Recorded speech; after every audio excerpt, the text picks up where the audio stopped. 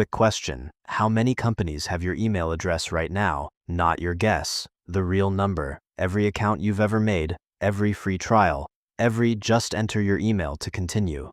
That address is the one thread connecting all of it, and most of us handed it out without a second thought. I got curious what would happen if I stopped, so I moved my entire inbox to Proton Mail and used it as my only email for a month. Here's what changed, what didn't, and whether it's actually worth switching. Your inbox isn't just where mail goes, it's your identity's front door. It's tied to your bank, your social media, your password resets. If someone gets into it, they don't just read your messages, they can reset their way into everything else you own online.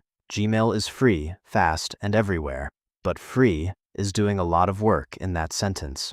Google's business is built on knowing as much about you as possible, and your inbox is one of the richest sources of that information it has. The biggest shift with Proton Mail is encryption. Messages between Proton users are end-to-end encrypted, meaning Proton itself can't read them.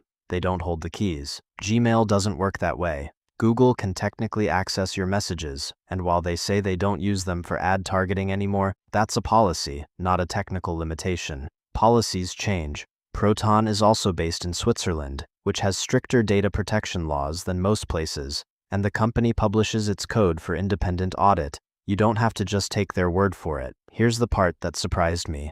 Aliases. Instead of giving every website your real email, you generate a random one that forwards to your main inbox. Sign up for a random forum with an alias, and if that forum gets breached, which statistically one eventually will, the leak is a dead-end address, not your real one. You can kill that alias instantly, and the spam stops with it. Paid plans include a handful of these slots. I use mine for the accounts I'd actually be upset to lose. Banking, my main social logins, anything government-related. Beyond mail, Proton's ecosystem covers a lot of the same ground Google does. Encrypted cloud storage, a calendar, a password manager, and a VPN, all under one subscription if you want the bundle. None of it replaces Google feature for feature, but the point isn't parity, it's that none of it is quietly training an ad targeting model on your behavior. I won't pretend it's a perfect swap. Gmail's search is faster. Its spam filtering has more years of data behind it, and if your whole life is already in the Google ecosystem, docs, photos, calendar invites from coworkers, migrating has real friction.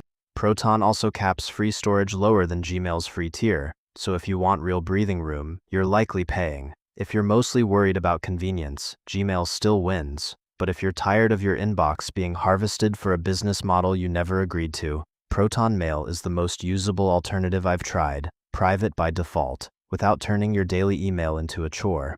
Links in the description if you want to try it yourself. Let me know in the comments if you want a full walkthrough of setting up aliases. That's the feature most people sleep on.